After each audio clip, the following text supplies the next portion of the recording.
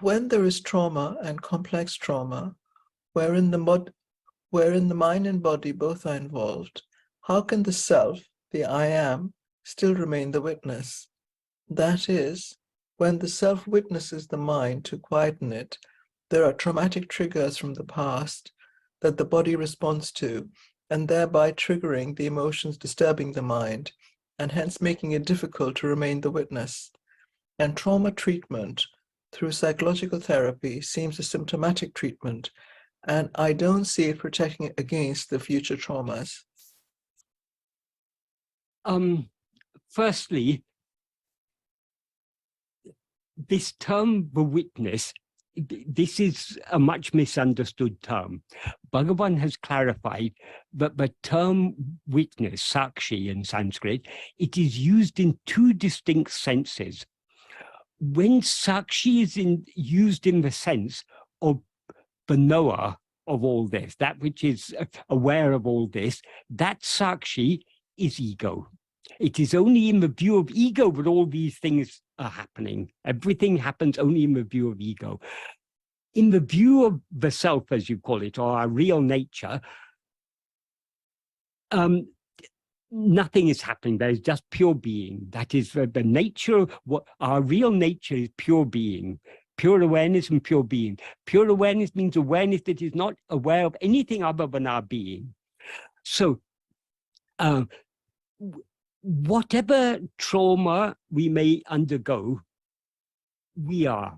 That is the one thing that is constant in our life, is our being, this fundamental awareness I am. This is unaffected by whatever may be happening, whether the mind is in a calm state or an agitated state, whether we are facing trauma or whatever be our external circumstances. The one thing that is constant and unchanging throughout all three states, waking, dream, and sleep, is our own being, I am. So we always remain as I am, is the truth. But now it seems to us that the truth is I am. That is the only thing that actually exists. But now when we rise as ego, we are aware of ourselves as I am, but we are not aware of ourselves as just I am. We're aware of ourselves as I am this person. I am Michael, or I am whoever. The trauma that we face is trauma for the person. That is, the person we now seem to be may have gone through all sorts of experiences that may have caused all sorts of trauma. That is for this person. The path Bhagavan has taught us, the path of self-investigation and self-surrender, is about separating ourselves from this person. So to the extent to which we turn our attention back within and hold on to our being, we are thereby separating ourselves from this person, and thereby separating ourselves from everything that pertains to this person. So the trauma is for this person that we seem to be. So by holding on to our being and thereby subsiding back within, we are separating ourselves from this trauma. So to the extent to which we hold on to self-attentiveness and thereby surrender ourselves, we are cutting at the very root of trauma, because trauma is for whom? Only for ourselves as ego. But if we cling to self-attentiveness, this ego subsides, and we thereby separate ourselves from the trauma. So ultimately, as you say, the therapy and these things, sometimes it may be appropriate to go for therapy, because sometimes we may be in such a traumatized state, like we take medicines for physical illnesses.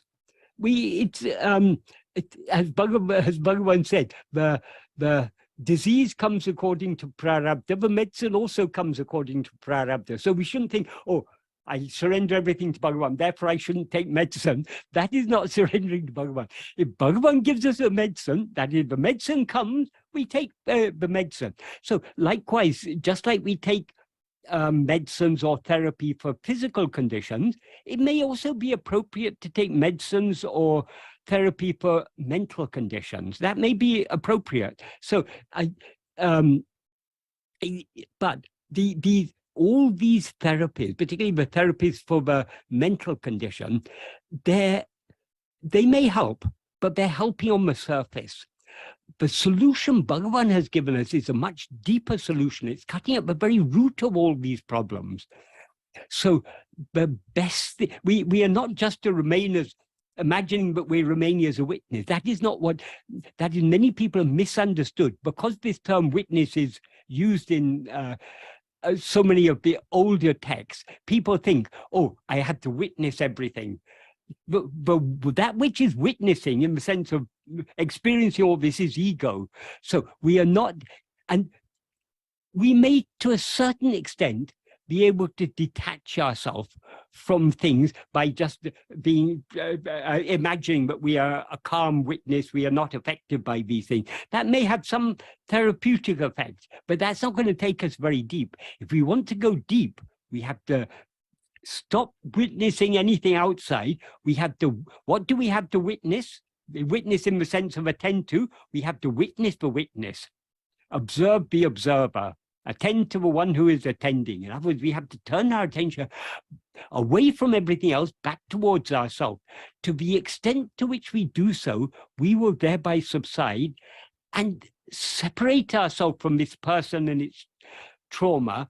That is the most effective treatment for the trauma, subsiding back within. As Bhagavan said in that last paragraph of Nana, to the extent to which we go through this life sinking deep but sinking low, to that extent it is good. Sinking low means being very humble, but not just being humble, it's subsiding back within. To the extent to which we're subsiding back within, we will be free of the effects of that trauma. So this is ultimately the best solution to trauma.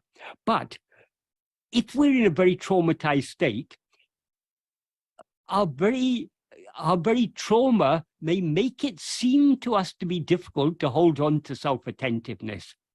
Why does it seem difficult for us to hold on to self-attentiveness? Whether we're traumatized or not, for most of us, holding on to self-attentiveness seems to be very difficult, even though Bhagavan has said it's actually the easiest of all things. Why does it seem difficult? Because we don't want to do so. So, as Bhagavan said, bhakti is the mother of jnana. Love is the absolute key. We will succeed in this path of self-investigation and self-surrender only to the extent that we have love to subside back within.